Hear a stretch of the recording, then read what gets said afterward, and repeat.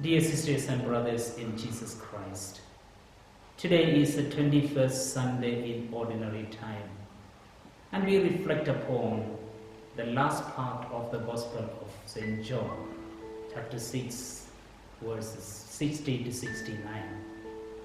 And this is a conclusion of the discourse of Jesus on the Eucharist as the life-giving bread.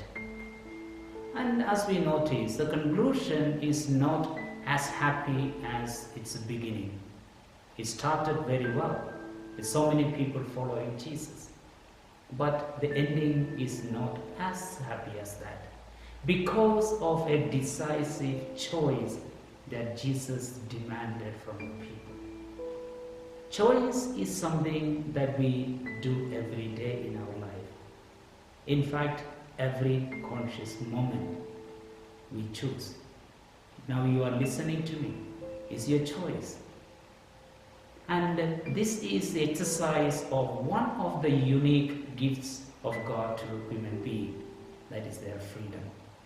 Of course, the first time they used this gift, we made a very wrong choice, as we read in the Bible, our first parents. But it is only because of this gift that we can pursue an ideal, that we can look for a goal, we can set a goal and work for it and become somebody through our choices. And naturally, choice requires commitment. A commitment to what we have chosen. A commitment to what we have set as an ideal. Think of our vocations, the states in life, whether it's married life, priesthood, religious life, anything, or a profession, a nurse, teacher, doctor, or anything. It is our choice to become that. But once we have decided, we have chosen, it requires a commitment. And our success in life depends on that commitment. The greatest person is not the one who chose the greatest ideal, but the one who was willing to take the commitment, even sacrifices for that ideal. So the success depends not on what we have chosen, but how we have decided to live by it, to adhere to the ideals that we have chosen. So without commitment, no choice brings success in life. Now we come to the readings of the day. The first reading is from the book of Joshua, chapter 24. Joshua, after calling them all together, said, "Today you decide, are you going to follow the Lord or the other gods? I am going to follow the Lord, I and my family." And the people said, "Oh, no way that we are going to follow any other gods. 100% we are following you and the Lord." Of course, this is not the first time they said the same thing. In the desert, they told the same thing to Moses. But when we look at the history of the people, we don't find that they stick to their promise, to their choice. Very often they go away from their promise. When they found something more interesting, something easier, something more pleasant in their neighbors, among their neighbors, they said, "Okay, so that's better."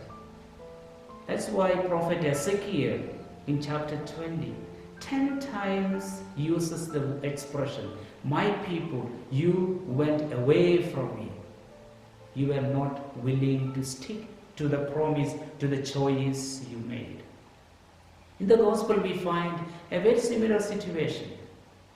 As we begin chapter 6 of John's Gospel, we see thousands of people follow him, multitude.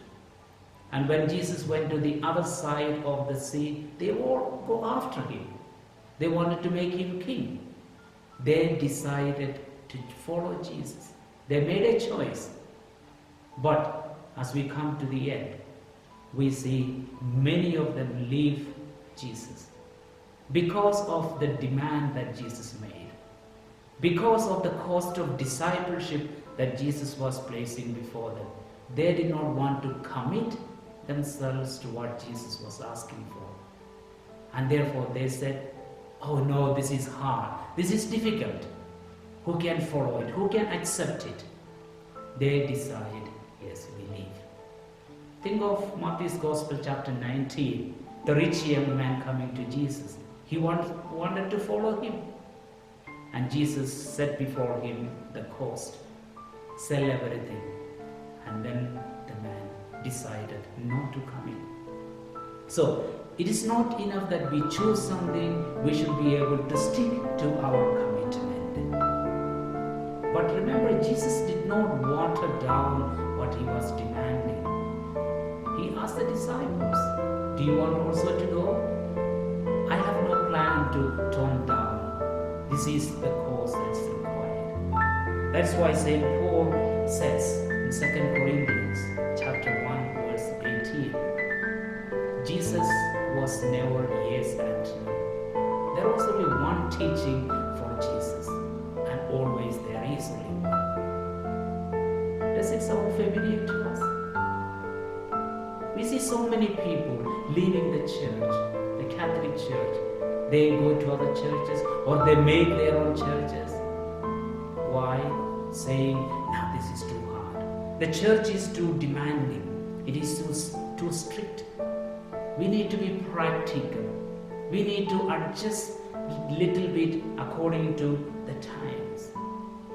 So they are not willing to give what Jesus requires from their life. They are not willing to give up what they have found comfortable. St. Paul writes in second letter to Timothy, chapter 4, verse 3.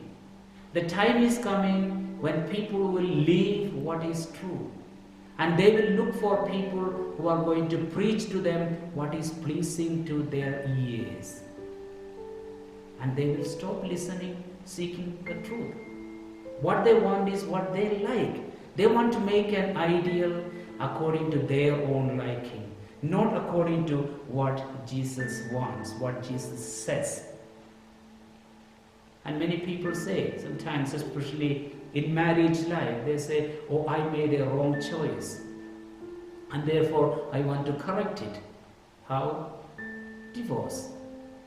But very often, dear brothers and sisters, it is not the choice that went wrong. Why they want a different life is because they are not willing to take the commitment.